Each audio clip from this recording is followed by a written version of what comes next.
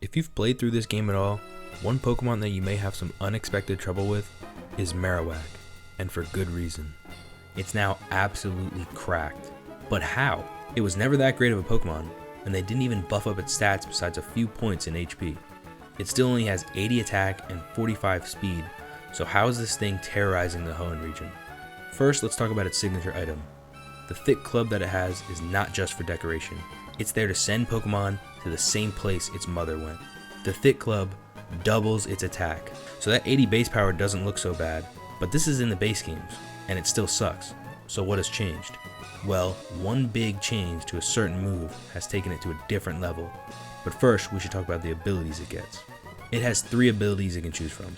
Technician, boosting weaker moves, Stamina, boosting its defense for each hit, and the best choice, Skill Link, which causes all multi-hit moves to hit 5 times. Its 3 innate abilities will also add to its ridiculous power. Bone Zone allows bone moves to ignore immunities and are now super effective on not very effective types. It gets Battle Armor to take 20% less from hits and block critical hits, and Rock Head to prevent recoil. Now for the main event, the big change to one of its signature moves, Bone Rush. Now it gets +1 priority. Its 45 base speed, no longer an issue for it. With Skill Link and Stab, it is a 113 base power move with priority that can't be stopped by Focus Sash or Sturdy, which is coming from a Pokemon with a very high attack. And Marowak is pretty bulky, so getting off a Swords Dance is very possible, and that will just make its power even crazier. It can very easily tear through teams. It is really strong on Trick Room teams with its great coverage moves like Play Rough, Wild Charge, Fire Punch, and Head Smash. It even has a Ghost variant, although it loses its ground stab, but it can be better in certain situations. Marowak went from a low tier to a must-have and is a perfect representation of what this ROM hack is. When you think of a pure tank Pokemon, Bastiodon is what comes to mind. Well, not if I'm thinking of a good tank Pokemon. Bastiodon has always been all defense and absolutely nothing else. The stats are crazy, 168 in defense and 138 in special defense, but an abysmal 52 attack, so it's just going to sit there taking hits until it eventually dies. It has no recovery options and 2 4-time super effective weaknesses.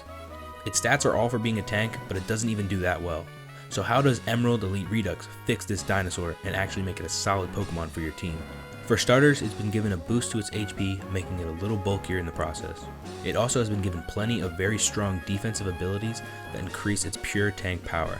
The abilities you can choose from are Battle Armor, which block critical hits and lets it take 20% less damage. Stamina, which boosts its defense by 1 stage of hit, and Max if it's crit, and this includes multi-hit moves. Lastly, Iron Barbs for chip damage if contacted. I prefer using Stamina as it takes its defense to an unstoppable level and boosts the power of its body press, allowing him to deal damage.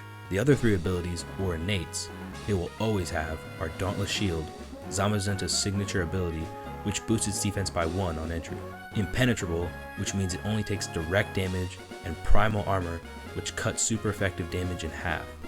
So no more 4-time super effective damage. It will no longer just sit there and wait to die. It has ways to kill. Body Press and Toxic can kill a lot of Pokemon, and I ran Frustration to deal with some ghosts. It can set up Stealth Rocks to deal damage on entry. Most importantly, it gets access to a new recovery move, Shore Up, which heals 50% of its health and 66% of its health in a sandstorm.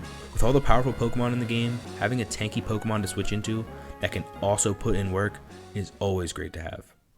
On the other end of the spectrum, its fossil counterpart, Rampardos. Now Rampardos has always been the definition of a glass cannon. It has plenty of power and taking a hit from it is never fun, but if it doesn't get the kill, it's going to be gone the next turn. Its 165 attack is very impressive, but 58 speed and poor defenses are just going to get it killed before it does anything. Its speed has now been increased to 78, which isn't amazing, but with max EVs and a Choice Scarf, it's going to outspeed a fair amount of Pokemon. The 3 abilities it gets to choose from are Sturdy, allowing you a chance to strike again and still hit Pokemon that outspeed it at least once. Hyper Aggressive, which allows Rampardos to hit 2 times, with the second one doing 1/4 the damage. Great for Sturdy and Focus Sash users getting in the way.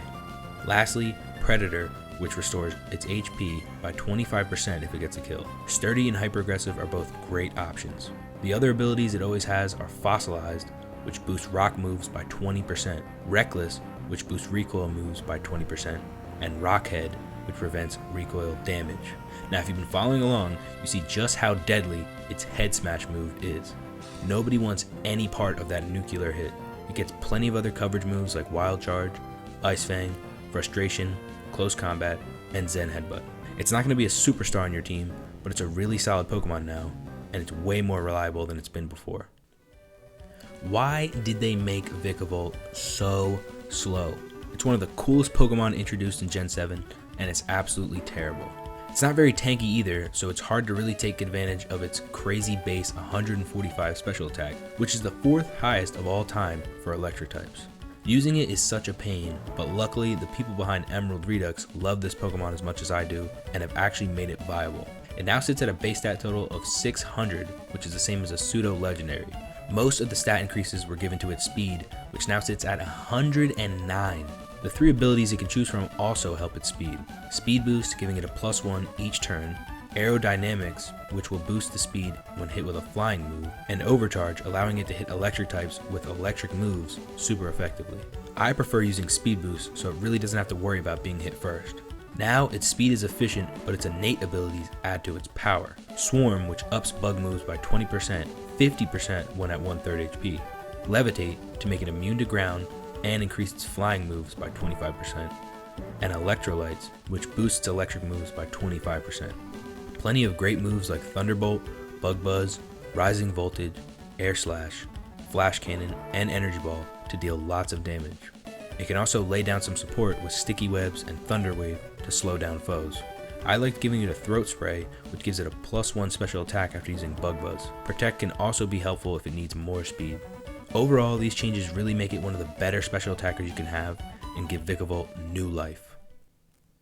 Those are just 4 examples of some Pokemon that you may have written off, but are actually very strong, and there are plenty of other Pokemon just like this that have been upgraded so they can be used. If you like this video and want to see me cover more of these under the radar Pokemon, please leave a like and subscribe, and let me know of any others you'd like to see me cover.